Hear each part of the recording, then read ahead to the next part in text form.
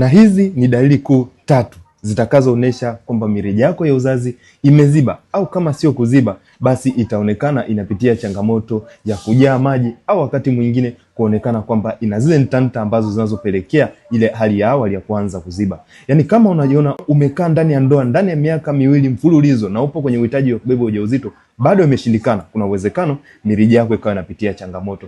Lakini pia anza kufuatilia vipi unapata maumivu makali, hususani maeneo kwenye nyonga, hususani maumivu makali ya kwenye mbavu, unapata maumivu makali maeneo kwenye mgongo au chini ya tumbo, kuna uwezekano ukawa unapitia changamoto kwenye mirija yako ya uzazi.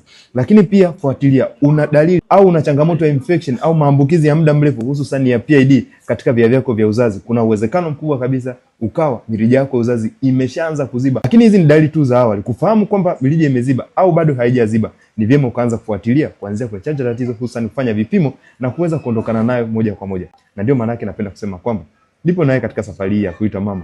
By the way, nimekuwa nikiendelea kuwasaidia kina mama ambao mirija ilishaziba na bado wakafanikiwa kubeba ujauzito.